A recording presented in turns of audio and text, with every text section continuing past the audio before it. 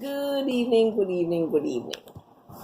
Thank you for joining me as we continue in our series, Throwing the Grain and Letting It Fall. Today we're looking at chapter 4 of Proverbs. And it says, Hear, O sons, a father's instruction, and be attentive, that you may gain insight. For I give you good precepts. Do not forsake my teaching. When I was a son with my father, tender, the only one in the sight of my mother, he taught me and said to me, Let your heart hold fast my words, keep my commandments and live. Get wisdom, get insight. Do not forget, and do not turn away from the words of my mouth. Do not forsake her, and she will keep you. Love her, and she will guard you. The beginning of wisdom is this: get wisdom, and whatever you get insight.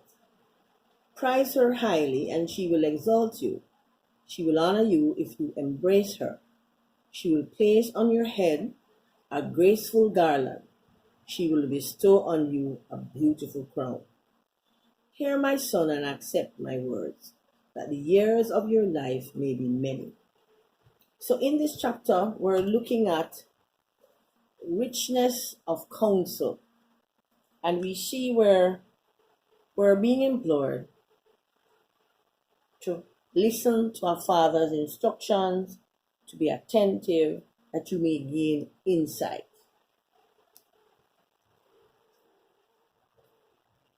For the Father, God, gives us good counsel or good precepts.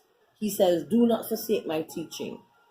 When I was a son with my father, tender, the only one in the sight of my mother, he taught me and said to me, Let your heart hold fast my words, keep my commandments, and live. So here we're being seeing that the counsel of God tells us that if we will be attentive to his word, hold fast to his word, and not turn from his teachings, then definitely we will live. So as we went through the rest of the chapter, and you can have a look at it on your own, it says, when you walk, your step will not be hampered. And if you run, you will not stumble. Keep hold of instruction. Do not let go. Guard her, for she is your life. Right? It says, keep your heart with all vigilance, keep your heart with all vigilance, for from it flow the springs of life. And in this one, spring, that word caught my attention, the springs of life. And I looked at it and I said, springs of life. Keep your heart with all vigilance, for from it flows the springs of life, the evidence of life, the consequences of life.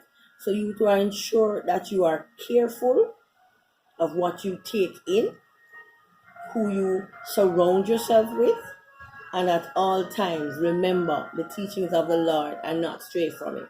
Because out of that teaching, out of those words and teachings, you will get life. Right?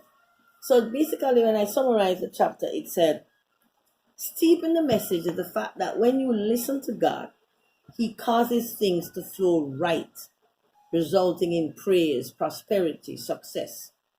And the life lesson coming out of it is that we need to listen to the message and not berate the messenger. I think I had said that previously when we were talking about stubbornness withdrawn.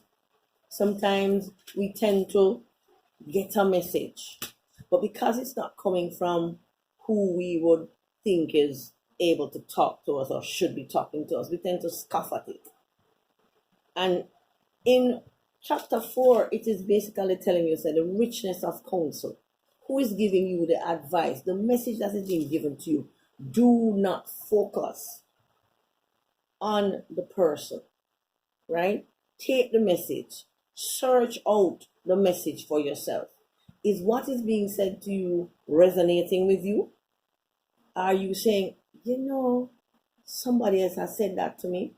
Because Jamaican people normally say, if you hear something and more than one person have it saying, then likely there is some truth in the matter. So basically, what this is saying to you, when you get the counsel and you get the right counsel, I'm not telling that you're to listen to stupidity and act on it. Something is being said to you. It's coming from a biblical perspective.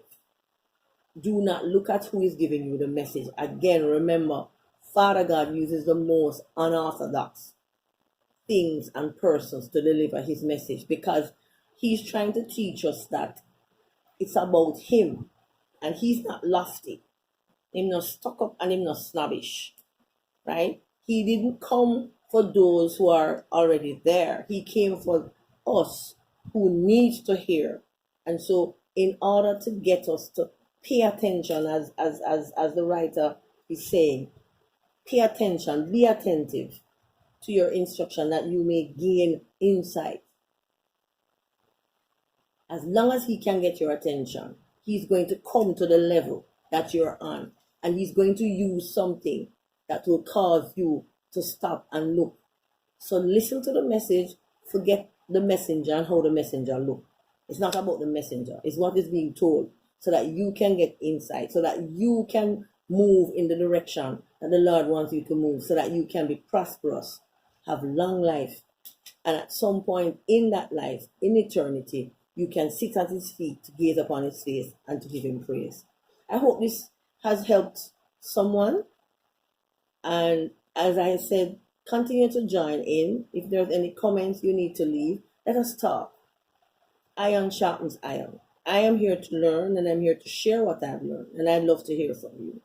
So again, thank you for tuning in this evening to Throwing the Grain and Letting It Fall. I'm looking forward to hearing and seeing you guys next time. Be good and be safe. Be safe. Thank you.